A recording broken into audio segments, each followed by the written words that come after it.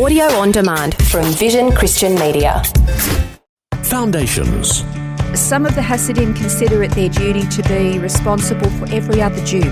But in their mind, helping all other Jews also helps them be a better Jew. So it's about looking after others and considering others first. Cool.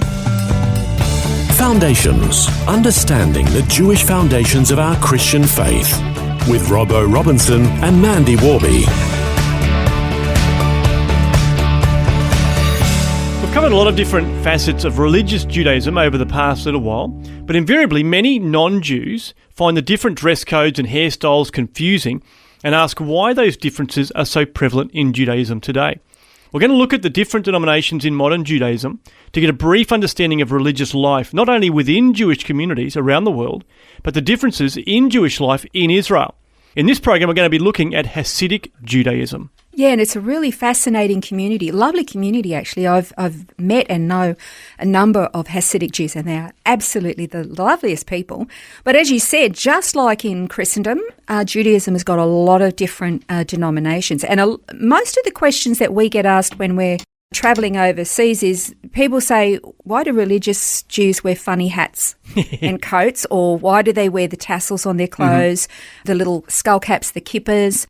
Some of them wear what looks like they've got their pants tucked into their socks. Others, they wear the big black coats. Some wear fur hats that look like a big giant hat box on their head. And, you know, some of them wear what looks like a really flashy dressing gown. You go, why? What is the purpose of this? But the interesting thing is that within each of those various denominations, there are actually different factions and breakaway groups within them. So within the Hasidic community themselves, I think there are several hundred groups within Hasidim itself. And that generally has to do with who their leader is or where they're from. So we're going to look at the Hasidic community. And when I was researching the Hasidic Judaism, I actually discovered a really good site that has wonderful information, gives a good overview on all the different points on Hasidic Judaism. And the website is called Chabad.org, so CHABAD.org. So Hasidic Judaism's primarily the overarching motivation and their goal is love, joy and humility. And we would go, hurrah, that's just really nice. The movement was founded by Rabbi Israel Baal Shem Tov, and he taught love, joy and humility both in service to God and in treatment of fellow human beings. And the movement began in the early 1700s in Ukraine, in Eastern Europe. And Hasidic Jews, as a community, their goal, they're not an isolated community, although they basically stick together primarily with each other, but they're not afraid of reaching out and interacting with other people. Okay. We've mentioned in previous programs about Kabbalah, and the Hasidic Jews are kind of in that vein, aren't they? Yeah. Sort of more mystical, for sure. in that sort of extension of Kabbalah. Yeah, primarily Kabbalah is, the domain of the Hasidic Jewish community, but it's becoming more appealing outside of them, but it's primarily them. They're the mystics, really. Yeah. Now, I know that we mentioned before that each denomination in Judaism has factions and variations within it. So this means not all Hasidic community or Hasidim are the same. Each group has its own flavour and focus. Some live very simplistic and even austere lives, while others just live very normal lives. They engage in acts of kindness towards others, their general community. Some of the Hasidim consider it their duty to be responsible for every other Jew, which is a concept that I don't quite understand, because I don't know how I can be responsible for everybody else when I can barely take care of myself. Yeah. But in their mind, helping all other Jews also helps them be a better Jew. So it's about looking after others and considering others first, cool. Which I have to say is a Christian principle. Yeah, that's right. I guess there's almost like a bit of a social justice flavour to it in that regard, would you think? Yeah, it's all about, it's not me, it's the community. Let's focus on the community and then I'm safe as well. Now, I know some sects will shun modern advancement or technology. Where do the Hasidic Jews fall into that category? That's not the case for the Hasidic community. They believe that the ancient Jewish sages taught that all that God created in his world, he only created for his honour. So therefore, the thought is if there is technology, let's use it for humanity's good and for the glory of God. That's very cool. Yeah. Now, in previous programs, we've talked about the Rebbes, and I know that Hasidim get their guidance from Rebbes. So this is sort of, once again, the person that answers a question with a parable or a story, I guess you could say. Yeah, very much so. It's not just giving you some information to answer a question. It's about I'll give you the answer, but I'm also going to give you some advice so that you can have wisdom for life application. The reason is the stories are easy to remember. You want to teach a life lesson, tell a story, and the person will remember the story. The Hasidim, they love music.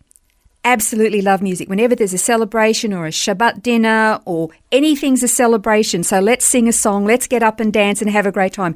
They love music. The men will always dance together. The women will dance together. You won't get the genders mixing. Right.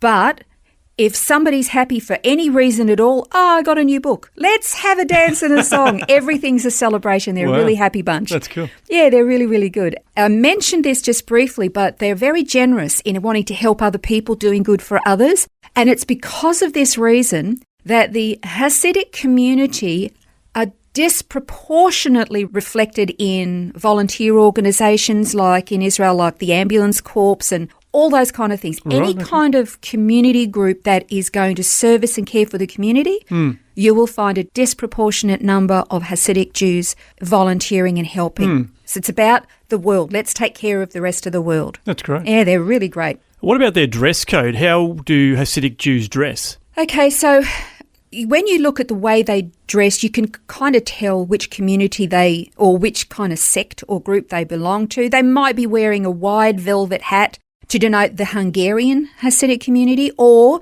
a taller velvet hat worn backwards. Why, I don't know, but worn back denotes the Vishnitsa Hasid. Okay. And a rounded felt hat is distinctive for the Gur Hasidic community. What they do is that these different clothing styles connect them to either different countries or cities of their origin, or possibly to a Rebbe in that community. Okay. He might have dressed a certain way, so they'll kind of reflect it. The way, so they're like aligning with them. So it's a mark of honour to them, but we look at it and we scratch our head and we go, huh? So if the Rebbe wore his hat backwards, everybody wears his hat backwards. That's exactly. Now, because Jews around the world, unfortunately, have been renowned as being heavily persecuted. Yeah. The Hasidic group, because they're so loving and caring and everything, have they sort of escaped that, or have they been persecuted as well? No, they've been persecuted as well. It's because, if you dress funny, you become a target. If you're Jewish, you become a target. So if you're Jewish and you dress funny, you're a double target. So they have. So within that regard, in their communities, they will be outreach, but they'll still sort of congregate together because there's safety in numbers. And they can be a little suspicious if an outsider wants to come in. But for the most part, the Hasidic community will be open and friendly towards everybody, but they will be guarded because they're used to being persecuted. Yeah, that's interesting. This is a big one. The Hasidic community don't identify with the ultra-Orthodox. We'll talk about the ultra-Orthodox in another program. The Hasidic community are concerned that people don't misunderstand that they're part of the ultra-Orthodox community because the ultra-Orthodox community are not necessarily all that well favoured in Israel, and we'll talk about why. They want to keep their traditions and they have their lifestyle and everything, but they are much more open. The ultra-Orthodox, not so much. And obviously, we see the different head coverings within Judaism, both for men and women, but I've heard that within the Hasidic group, some women will actually shave their heads and wear a wig. What's with that? Well, I watched a bit of a documentary on this, and some Hasidic women answered the question. The overwhelming majority do not shave their heads. There might be a very small minority that do for basically convenience. But no, they don't shave their heads, but they will either wear a scarf to cover their hair or they will wear a wig to cover their hair. And the primary reason is for modesty's sake, and because as far as they're concerned, a woman's hair is very, very beautiful, and that is for their husband and husband alone. So they'll put a wig on so that they've still got hair, Okay. but it's not their hair. You don't see their hair's underneath. Wow. And that's just for their husband. That's a and bit of then a like that about technicality. modest dress as well. Wow. You know, what I got belongs to my man, Yeah. not to everybody else. So Wow. I kind of go, I kind of respect that. That's cool. Yeah. Now, of course, the scripture in the Torah does tell Jews to grow their beards, and so this is one thing that they do relish, don't they? They Yeah, that's love right. to keep It's their a beard. simple thing. The Bible says don't cut your beards or your hair, so they don't. What about their language? What do they speak? Well, because of their European heritage, they basically speak Yiddish, because remember, Hebrew was not in existence for a long time, so they speak Yiddish. So they keep that going. They also know Hebrew and whatever language they happen to have as their cultural heritage from whatever country they've come from. Basically, they have their traditions, their religious beliefs, they're very generous, they're very open-hearted, they're just regular people. We're going to keep looking at more of these groups within Judaism on Foundations. In our next program, we'll study the ultra-Orthodox. This has been Foundations, a look at the Jewish foundations of our Christian faith. For study notes, resources and more, see vision.org.au/foundations. Thanks for taking time to listen to this audio on demand from Vision Christian Media. To find out more about us, go to vision.org.au.